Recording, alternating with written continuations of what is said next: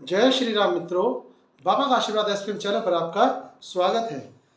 आज हम आपके लिए ऐसी अद्भुत जानकारी लाए हैं कि हमारे सनातन धर्म को शुरू से ही किस अवतार ने बहुत ज़्यादा शक्ति संपन्न बनाया है, किसकी कोशिशों से पूरे भारतवर्ष में एवं संसार में धर्म के अनेक प्रकार के उदाहरण प्रस्तुत किए हैं, किस प्रकार से किस महात्मा ने सोने की वस्तुओं का बारिश करवाकर गरीबों की सहायता की है, किस महात्मा के द्वारा नदियों का रुख बदल दिया गया केवल एक प्रार्थना मात्र से, किन महान आत्मा के द्वारा सन्यासी होने पर भी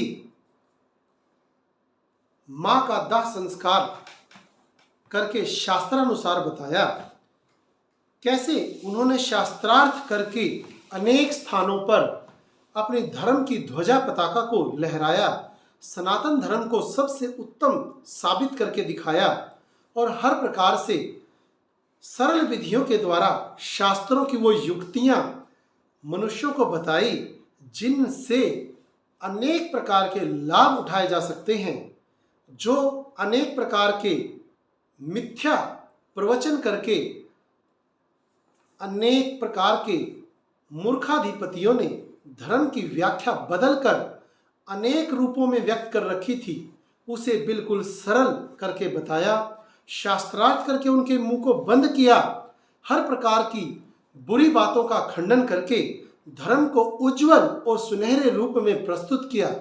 ऐसे महान व्यक्ति की जन्मोत्सव जयंती मनाते समय हमें हर्षोल्लास होता है। ऐसे व्यक्ति जिन्होंने, ऐसी महान आत्मा जिन्होंने सन्यासी होते हुए शास्त्रार्थ में अपने आप को धर्म को सिद्ध करने के लिए दूसरे व्यक्ति के शरीर में जाकर शास्त्रार्थ में पूछी गई बातों को भी कुछ ही दिनों में जान लिया और शास्त्रार्थ में जीतकर धर्म की ध्वजा पताका को लहराया। ऐसे सनातन धर्म को स्वतः सिद्ध बताने वाले, सबसे पुरातन बताने वाले आद्य शंकराचार्य जी के बारे में आज हम आपको जानकारी देंगे। हमने यह जानकारी कई स्रोतों से जुटाई एवं अपने गुरुजी से भी इसके बारे में चर्चा की और उनसे जो जानकारियां प्राप्त हुई हैं हम आपसे वो साझा कर रहे हैं। आद्य शंकराचार्य जी को शिव जी का अवतार माना जाता है। इन्होंने भारतवर्ष में चारों कोनों में अलग अलग जगहों पर मठ और मंदिरों की स्थापना करवाई है। इन्होंने 10 संप्रदाय जो अलग अलग नाम से विख्यात हैं उनकी भी पूरी व्याख्या की है। गिरि, पर्वत, सागर, पुरी, भारत, सरस्वती, वन, अरण्य, तीर्थ और आश्रम, ये 10 आपको ऐसे संप्रदाय बताए जो आद्य शंकराचार्य जी के द्वारा विदित हैं। ऐसा माना जाता है कि आद्य शंकराचार्य जी, जो गुरु शंकराचार्य जी हैं, उन्होंने केदारनाथ क्षेत्र में समाधि ली थी और केदारनाथ मंदिर का जीर्णोद्धार करवाया था। शंकराचार्य जी ने मात्र 2 वर्ष की उम्र में ही रामायण और महाभारत जैसे महाग्रंथों को कंठस्थ कर लिया था।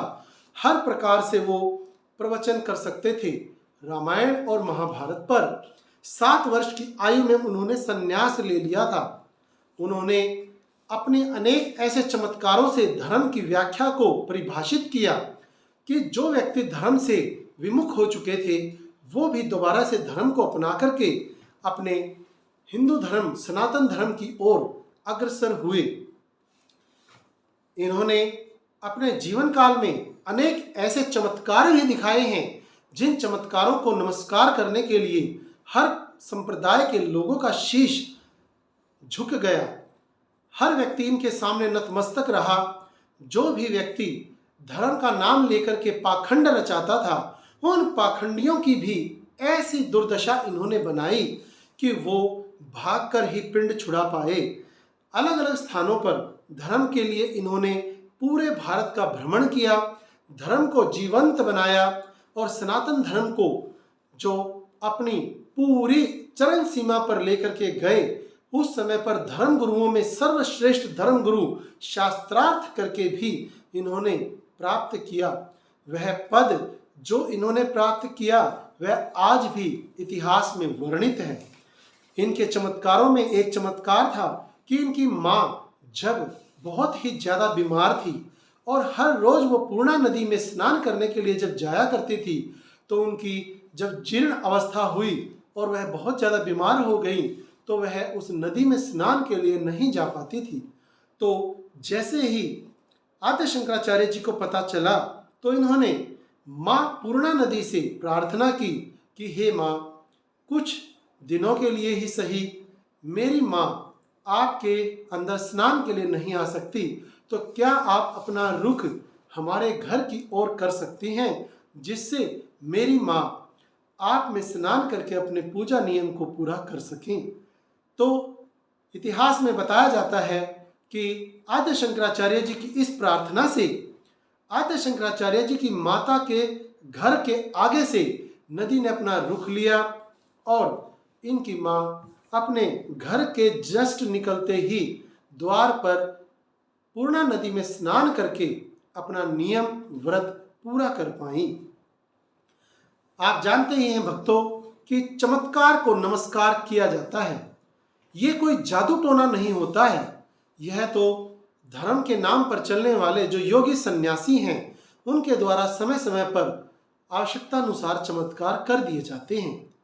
ऐसे ही उनके दूसरे चमत्कार के रूप में एक बार जब वो भिक्षा मांगने के लिए किसी महिला के घर गए तो उस महिला ने भिक्षा के रूप में एक आंवला उनके हाथ पर रख दिया और कहने लगी कि बेटा, हमारे घर में इसके अलावा और कुछ भी नहीं है, हमें खुद भी कई दिनों से भोजन प्राप्त नहीं हुआ है।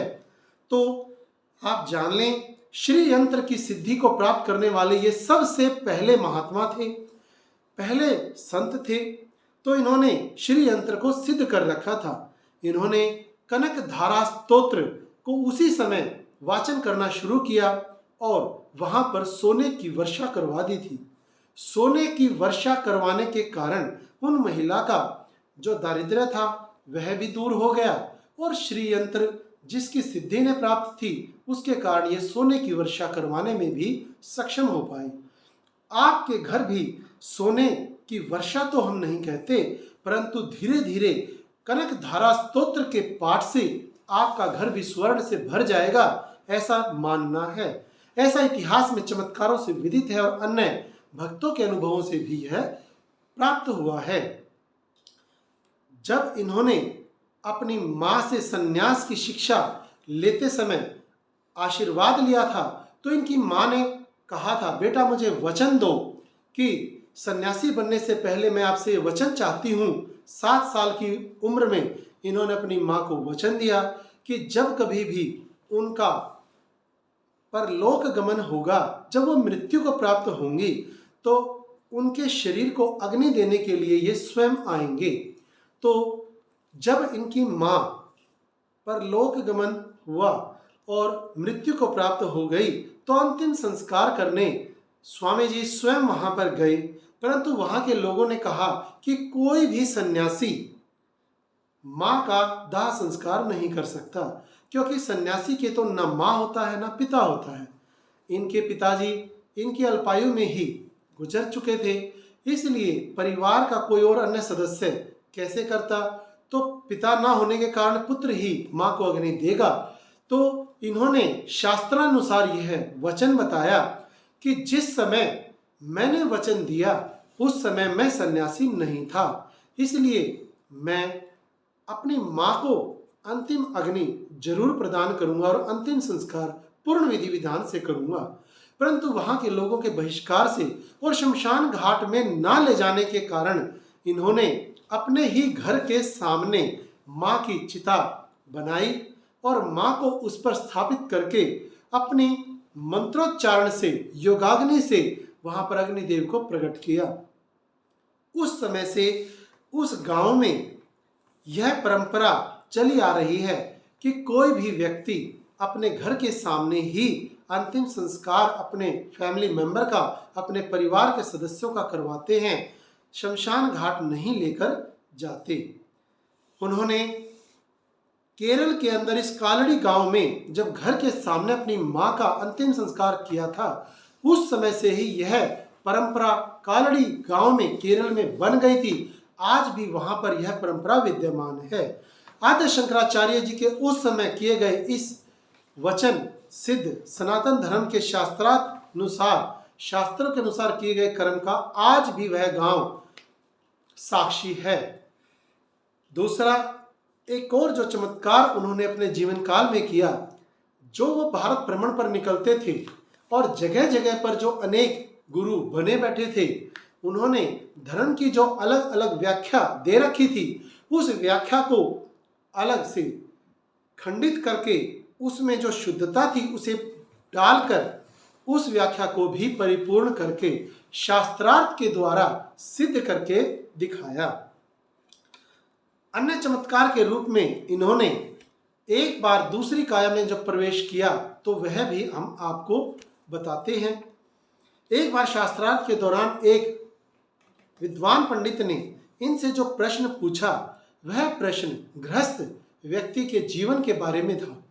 तब इन्होंने कहा, मैं तो एक सन्यासी हूं, मैं किस प्रकार से गृहस्थ व्यक्ति के जीवन के अनुभवों के बारे में चर्चा कर सकता हूं।